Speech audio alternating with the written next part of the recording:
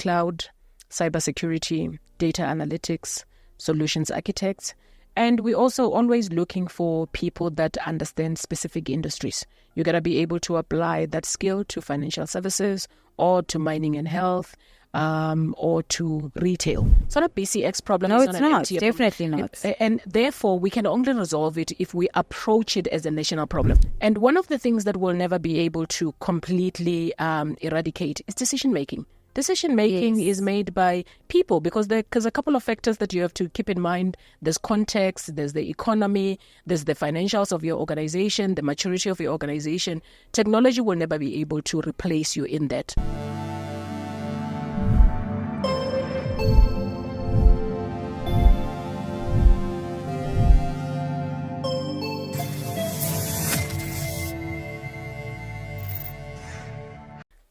This episode of ITWeb TV is brought to you in association with ITWeb Security Summit, the must-attend gathering for IT security and business decision makers. Visit itweb.co.za for more information. Hello and welcome to ITWeb TV. My name is Sibahle Malinga and I'm joined this afternoon in studio by Hope Lukoto, who is a seasoned executive coach and she's also the Chief Human Resources Officer at BCX. Hope is going to be sharing some insights with us into, the company's visionary approach to skills development and training. And she's also going to be talking to us about her all-important role of identifying the right talent to steer the company in the right direction, especially in a country with a chronic skills shortage. Hope, thank you so much for joining us and welcome to ITWeb TV. Thank you, Sibahle, and good afternoon to your listeners. And thank you for having me. It's an absolute honor to have you. So a little later, we're going to be talking to you about, the traditional HR role and how it has evolved in light of the digital economy and, of course, enabled by advanced digital tools. We're also going to be zooming in on the partnership between BCX and Chinese cloud computing giant Alibaba. We're going to be focusing more on the academy and some of the work that's involved in ensuring a pipeline of IT skills for BCX, its partners, as well as the broader ICT community. So, Hope, you joined BCX back in 2018, and at the time, you were already armed with a wealth of 2 decades worth of experience in HR. And, of course, you worked a lot in transformative leadership. And I, for one, have quite a great deal of respect for HR practitioners simply because we know that it's quite a huge responsibility to have to identify the right talent and make that perfect fit within an organization, and at the same time ensure that you are satisfying the employee who has just landed a new role, that they're happy with the environments that they're in, they're able to fulfill those duties, they're happy with the remuneration package and everything else that comes with, all our requests, our endless requests as employees. So let's talk about how, what drew you to this industry and what did your first role entail? Sure. I mean, as you're talking about all of those aspects, the pressure is on, right? So I'm feeling it on my shoulders. It's probably even worse in the ICT sector with the chronic skills shortage. Absolutely. So I actually studied clinical psychology. I started out doing my internship at Viscopis. And I loved a team dynamics type of work. I loved assessments, team dynamics type of work, team building, and so forth. And that's how I made the jump from clinical psychology to working in corporate, in human resources. So I came with experience from having worked in an assessment center, which is where you really are honing your skills about selecting the right capabilities for the right role and making sure that match works. Dynamics. Absolutely. And also identifying people's developmental areas and finding ways of developing them such that you can elevate their potential. And that's how I made the jump to HR. And over 20 years ago, I am still here. And here you are. Yes. Wow. Doing a phenomenal job, I presume. Thank you. And so with BCX, not only being a company that offers ICT services and products, but BCX itself is actually a digital company. And so it's just interesting to find out, whether or not you place a huge emphasis in upskilling, reskilling. We all know that companies are already preparing for jobs of the future, roles of the future. Sure. But just give us a synopsis of the kind of skills development programs and initiatives that you've introduced within the organization. And I mean, you're right.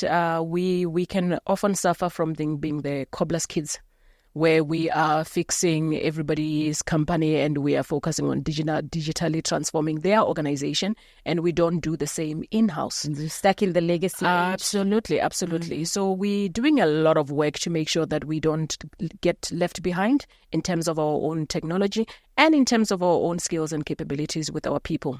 What we offer out there, besides the products and services, is we're offering expertise. We're selling people's knowledge and experience when they go to our clients. Therefore, they must always sharpen their skills and knowledge so that they are ahead of what the clients know.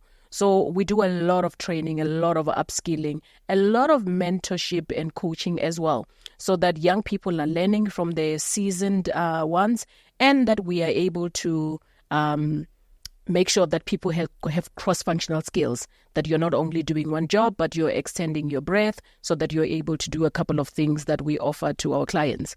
And we're doing the same within the HR field as well.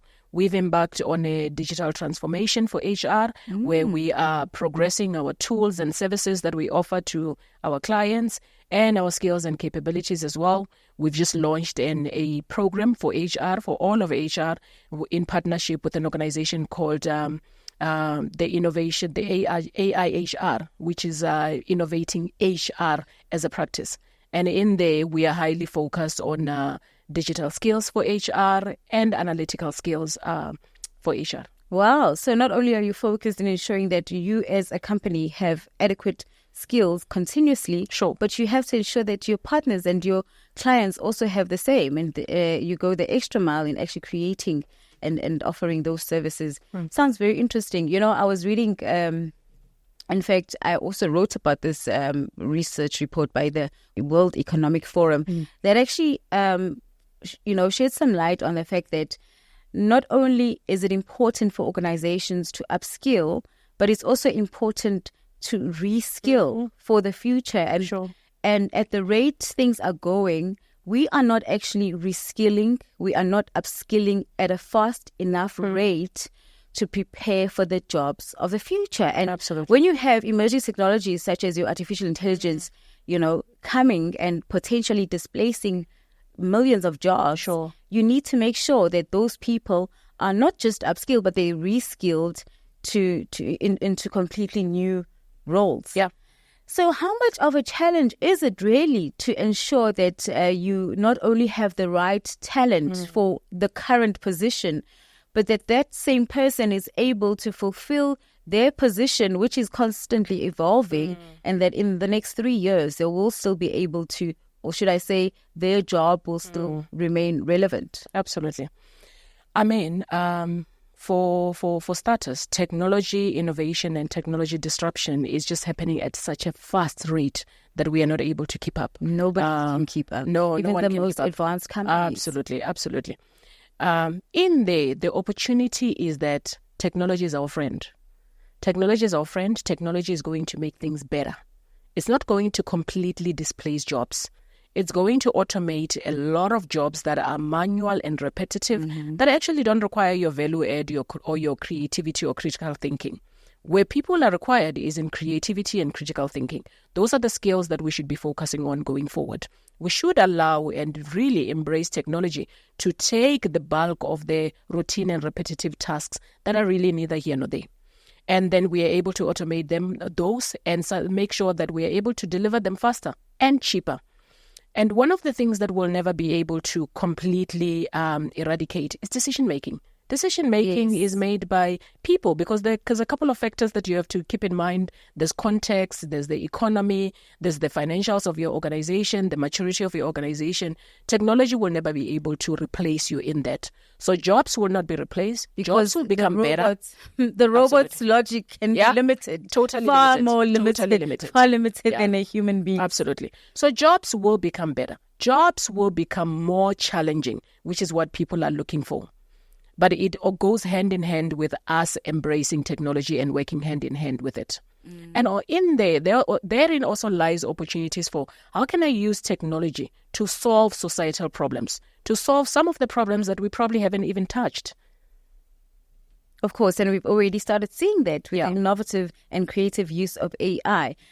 So Hope, perhaps you could give us some kind of a synopsis on what are those skills that are, largely in demand, because we know that there is a wide area of a variety of ICT skills that are needed by big enterprises in South Africa. And this is part of the reason why we find ourselves in situations where you're seeing a lot of importation of skills. Sure. So, for instance, at BCX, what skills would you say are mostly in demand, as well as similar organizations? All right. Some of the skills that we always on the lookout for is cloud, cybersecurity, data analytics, solutions architects. And we're also always looking for people that understand specific industries. You got to be able to apply that skill to financial services or to mining and health or to retail. So as much as it's data analytics, there's also a caveat of in which industry do you fully understand the industry to apply the skills to. Wow. Yeah. And so when I was reading a report, there was I read that there's quite a huge shortage for even the emerging industries, your e-commerce industries, and now every organization now has an e-commerce unit. So they now need to be able to fulfill those kind of skills. So for anybody that might be watching this conversation right now, they're interested in applying, do you have a portal on your website? We do. Go to our website, www.bcx.co.za, and in there you'll find our careers portal. Yeah. So I want us to get more practical here. I remember being at the launch in December of the MTN Academy, and so they had a roundtable discussion which was made up of mainly HR practitioners, and I had absolutely no idea how much difficulty they have in sourcing IT talent. And these are, professionals within large enterprises. Sure. You think, you can just poach, offer people, whatever they want. And so what also emerged from that discussion is the fact that then there becomes a lot of talent poaching within the industry. And, there's a lot of headhunting. And what organizations are increasingly doing now is making decisions that they are not comfortable with. And that's bringing in importing skills. Yeah. And one might then question that, in light of the large unemployment rate in South Africa. And so they really explained, the thinking behind that even with the current skill development programs we have, those are not enough to create a pipeline of skills which are needed immediately. Yeah. So let's talk about, some of the difficulties in your experience. Which IT areas do you find it most difficult to fill the roles? I know software developers are. There's a huge scarcity of their talent in South Africa. And now, with the global market being open to everyone with remote work, software developers can work for anyone from wherever they are sitting. So it has become even more difficult. However, a couple of things that I think we can do, one of them being as an HR community, to approach it as a South African problem. It's a national problem. It's not a BCX problem. No, it's not. Definitely not. And therefore, we can only resolve it if we approach it as a national problem. Exactly. Right now, we're probably poaching and we're rotating talent across one another. It's become a talent market. But as organizations, are we actually winning? We're probably not winning. Of course not. But if we work together... Because it's about the highest bidder. Absolutely. Company that's able to provide the most attractive package ends up winning that employee at the end of the day. Absolutely. However, if we work together and we come up with programs where we can even share skills and resources so that we are upskilling our people holistically, know that they want to work for us purpose and meaning that aligns with their own purpose as well. So it doesn't always mean that we're going to lose out to the next person. There's also still budget constraints and resource constraints that we all have to deal with. It doesn't mean that we're all always on a hiring spree. So that upskilling and reskilling where we are sharing those resources might actually help us to complete some projects in that period as compared to going to hire new people. The other one is we gotta upskill our own people. We gotta upskill and reskill and work harder at ensuring that the employees that you already have, that workforce, is as equipped as you possibly can for the future challenges that are coming, for the technologies that are emerging. And that we are also building a pipeline, which is another thing that not one person can solve. Government can't solve it on their own. Corporate has to get involved. Communities have to get involved. And that is tapping into that unemployed youth and tapping into education. Education at grassroots, education at higher institutions like universities, to make sure that we are giving them the skills that gives them a better opportunity to enter the talent market when the time comes. Then it expands the talent pool that we are all trying to recruit from. And I suppose what makes things worse is that even within the available IT talent in South Africa at the moment, a lot of those IT professionals actually need to be upskilled, because when you look at when they graduated and when they were in school, you know, you find that, for instance, a person that graduated 2 decades ago is graduated for the time at the time. Back then, and now there's a constant evolution that they need to now make sure that they're keeping up with. You emphasize on the importance of ensuring that that person that you've identified is actually able to fit into the multiple their key responsibilities, which may be multifaceted. So let's talk about how, you know, the technology assists you in making that tough decision to end up with one person who is the perfect fit for that role. How has technology evolved over the years to assist HR? You find now that there's so many tools that even the vacancy applications actually go through a particular system, and by the time the HR person accesses those applications, they've already been narrowed down to what's really close to what they're looking for. So a lot of the groundwork can be done by technology. You can use AI to do a lot of your shortlisting and a lot of your foundational work that will give you the basic information that you require to decide whether you're even going to consider the person or not. And in there, I think some of the things that we are therefore looking for is practically, what have you as an individual done? Your level of experimentation, your level of curiosity, the things that you have put out there in the market, your superpowers, I often call them. What is your superpower? Wow. And in using those, when technology has done the groundwork for me, then I can engage on a level of, we are now looking for fit. We're looking for whether you're an organization fit, and you're also looking at us as whether we are a fit for you. The interview goes both ways. Absolutely. Yeah. But technology has really advanced to the point where it has scale. You can reach much more people than you would have in the past if you had to put people to it. That would require huge headcount just to deal with shortlisting. But with technology, you can do that much faster. You can come up with assessment tools specific to a job, and you can come up with case studies and so forth specific to a job fairly quickly with generative AI. And the individuals can also complete them fairly quickly using technology. And as they complete that using technology, it also gives you an opportunity to see how comfortable they are with technology and how their expertise, how they showcase their expertise based on the technology that you've given them or everything else that they are introducing to enhance the work that they are doing, so that they give you a much richer output. Wow, interesting. And I suppose, of course, companies are spoiled for choice in terms of what's available out there. Sure. You know, as you're talking, I'm asking myself, okay, superpowers, what are my superpowers? Yeah. What are my super skills? I think I'll have to sit down and try and identify and see if I've got any of those. Getting us to talk while we're sitting here was probably one of your superpowers. Really? I'm not sure I agree with you on that one. But let's talk about, these HR tools and what BCX offers companies out there. You say that they form part of some of your consultation services and some of your offerings.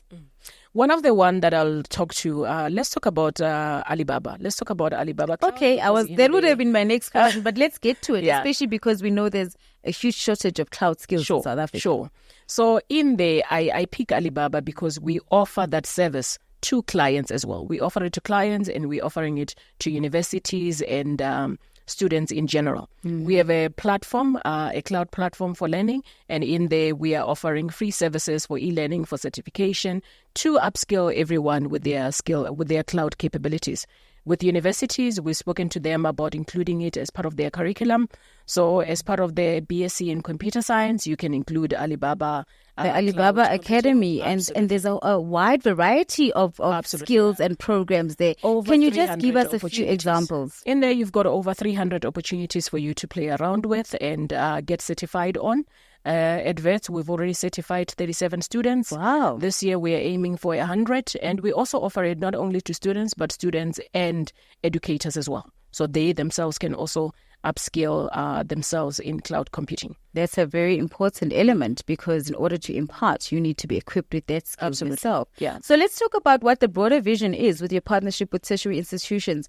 Are you hoping, is BCX going to be employing some of these students, or is it just to ensure that by the time they graduate, they actually have those future skills that are required by practically every organization? Because almost every organization in South Africa should have cloud computing within, their internal systems. Yeah, it's both. So we are hoping that we will be able to tap into that talent for our own pipeline, because we're building our own capabilities. As well as your partner ecosystem. And our partner ecosystem. But also we are being part of resolving the South African agenda.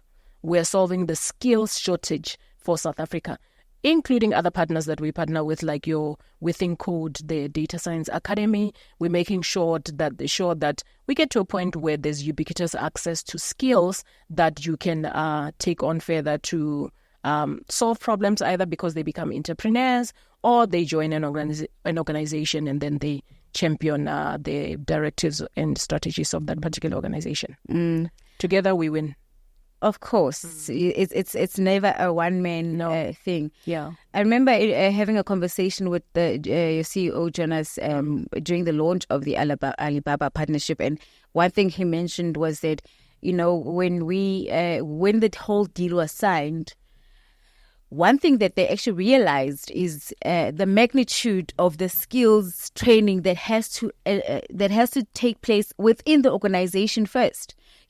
Bringing this huge cloud giant into South Africa and offering these skills, you had to entail that you yourself have adequate skills. So did your employees have to enroll online, or was it a one-on-one sessions that had to take place to prepare for this huge project?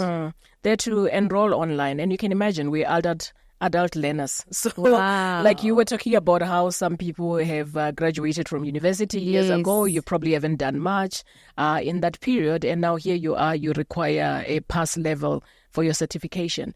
So it was online. We also ran a lot of power-ups, we call them, where we share information, where we'll get somebody from Alibaba Cloud to come and talk about the intricacies of what they are learning, so that it makes it easier when they go back to take the tests. We also have offices in some of in the rest of the continent, and therefore with the partnership with Alibaba, we also the sole provider for the African continent. Wow! So we also expand to the rest of the continent. That's a lot of work in terms of skills development, and then having to offer these services and products to organizations.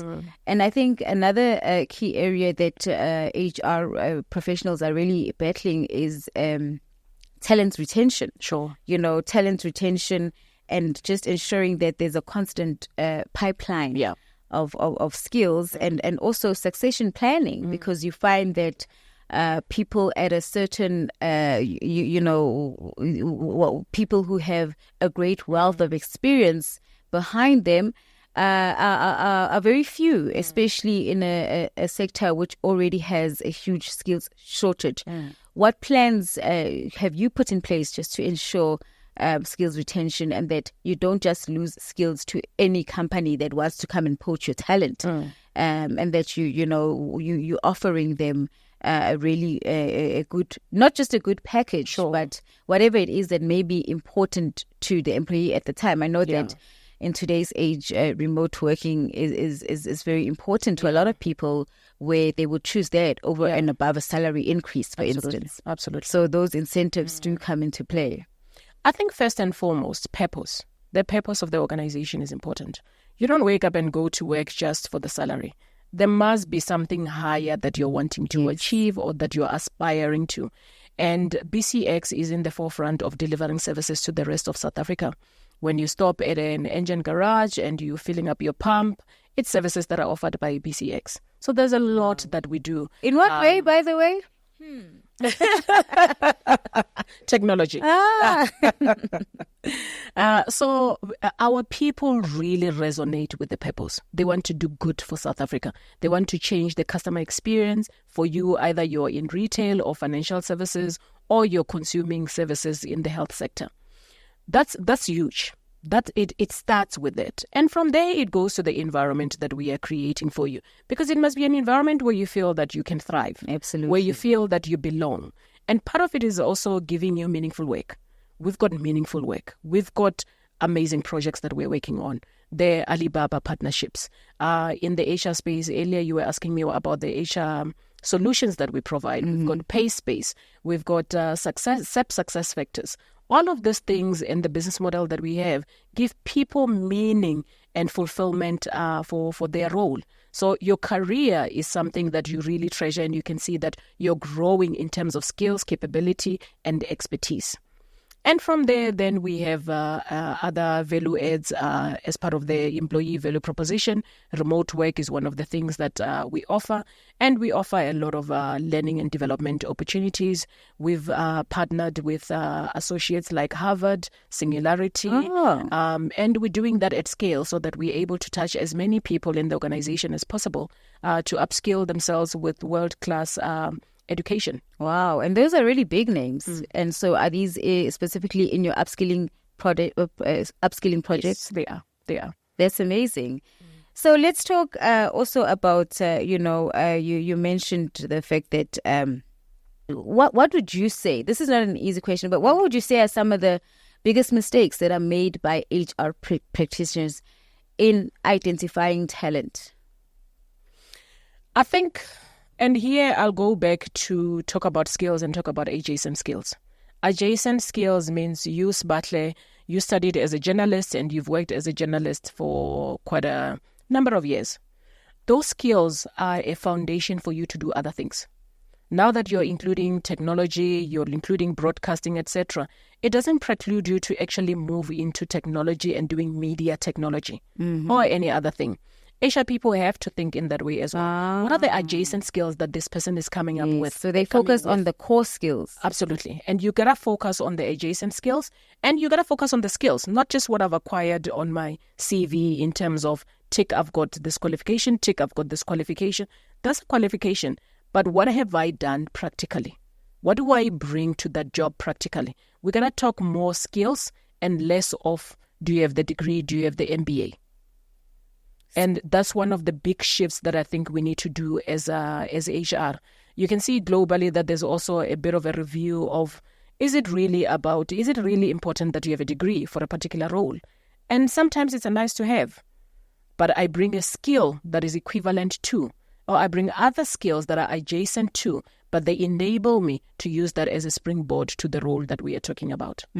I was once at a conference where Richard Branson was actually presenting, and he said that within his companies, that's not a priority at all. There's other things, so many other things that are more important. Would you say that in IT, companies should still place emphasis and value on a qualification, be it a degree, a diploma? I think there's value in certain roles or certain levels, because what a degree gives you is that you're disciplined, you have rigor to do something and see it to completion, that you have learned skills like being able to analyze, problem solve, and write a paper or a document where you're giving your point of view, such that somebody can read and give an assessment of it. There's still value in that. There's also a lot of value in practically doing things. There's a lot of value in internships. There's a lot of value in we used to call them colleges, that people in the TVET past, colleges. the TVET colleges. There's a lot of value Technical in that training. Absolutely, there's a lot of value in that, because with technology, a lot of it is also practical. You're talking learning a language, you're learning a programming language, you're learning a coding language, and now we're studying that from primary school onwards. By the time those kids are out of matric, they really do know how to code. They probably have a website already. A lot of them are YouTubers already. That's a skill that they've already acquired, and it must count towards something. Absolutely, absolutely. You know, my grandmother, who comes from a very small village in Ladysmith in KZN, says that one of the reasons, in fact, she says, there are many reasons why she got her degree. And that was back in the days when, you know, the number of women who had degrees in that village were counted. So she says that, but one of the most important skills or attribute that her degree equipped her with was confidence. More than anything else. She had that confidence because you get stuck in your upbringing and you're like, oh my goodness, I'm from this small village. What can I ever achieve? Who am I to think that I'm going to achieve this? And she says that for her, it's not so much what other people would think, but it's just arming herself with that confidence and assertiveness and reassurance of knowing who she is, and also not being stuck with the doubt of wondering, how much do I not know in this field that I suddenly find myself in? So, you know, it comes, that's what she gained from her degree out of many other things, of course. Oh, wonderful. So let's talk about what we've been seeing over the past 2 years and just watching, you know, with dismay, some of us who are in the tech industry, the global retrenchments that have swept through, you know, the globe and, of course, hitting really many sectors, not just the tech sector, but, you know, when you see huge companies like your Metas, your Twitter, Amazon, SAP, Microsoft, Alphabet retrenching, and unfortunately it's been trickling down to local organizations as well. What kind of an impact would that have on an organization where you're forced to let go of people, and some of these people, you know, the organization needs? You know, the tech sector has evolved a lot with technology, innovation, and disruption. There's just huge changing happening all the time.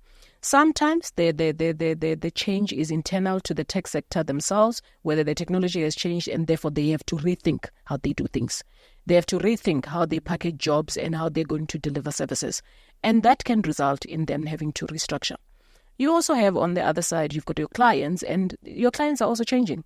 The economic downturn has affected them significantly. Absolutely. They are changing, their buying behavior has changed, their consumption behavior has changed, their budgets are not as generous as before.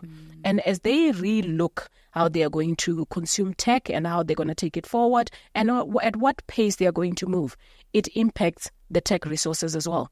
You end up now sitting with resources that you probably don't need because there's a particular project that's not moving forward.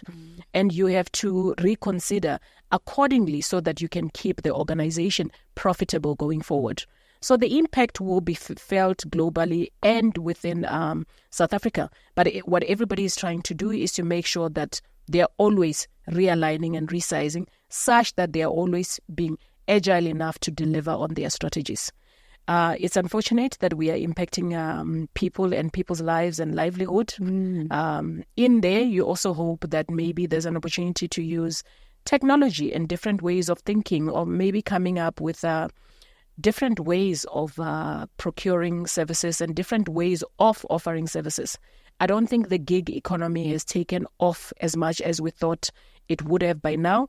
And maybe it gives us an opportunity now to go back and relook. How can we tap into that gig economy? How can we procure services for short stints of time for something that is your superpower and you deliver it to various companies instead of one?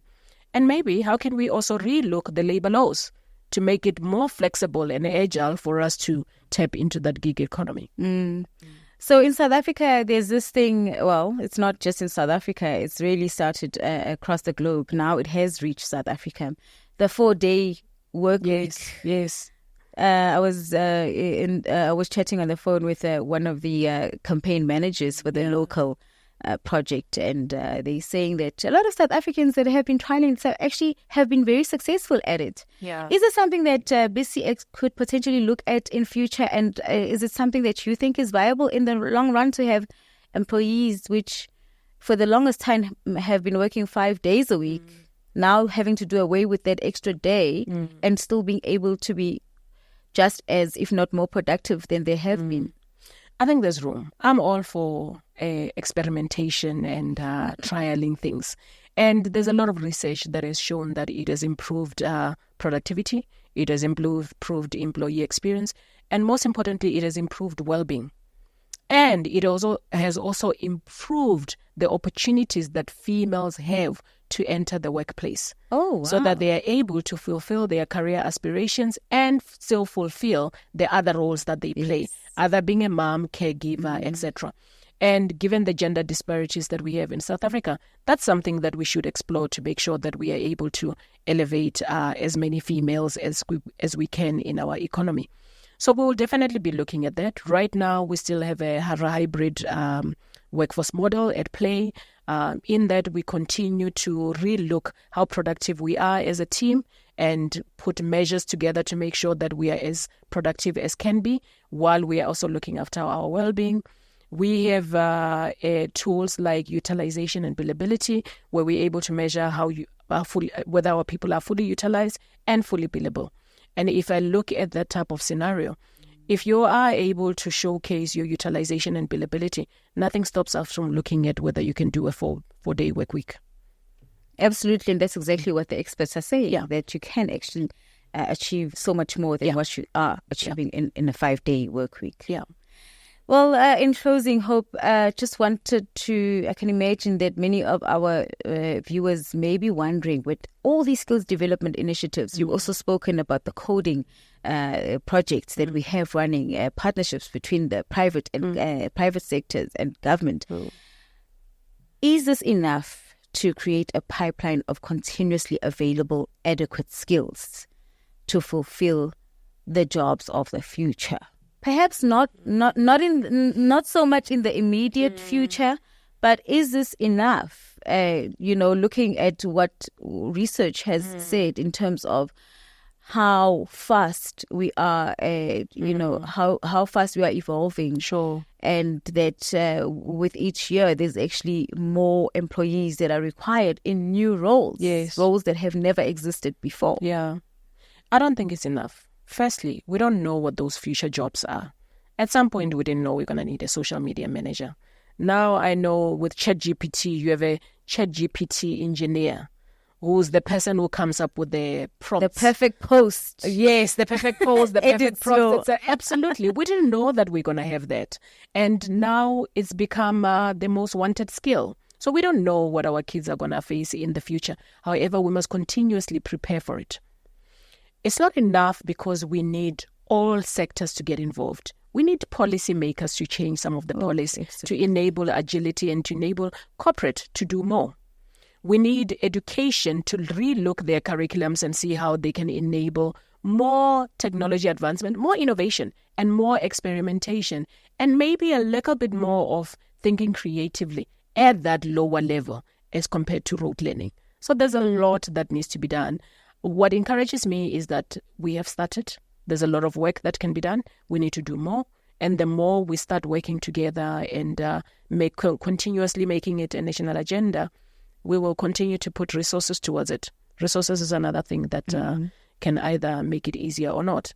Connectivity and availability of technology for all industries, for your grandmother in Ladysmith to have connectivity and access to technology will make it easier and will make us reach those goals quicker. Wow. Well, so we are headed in the right direction.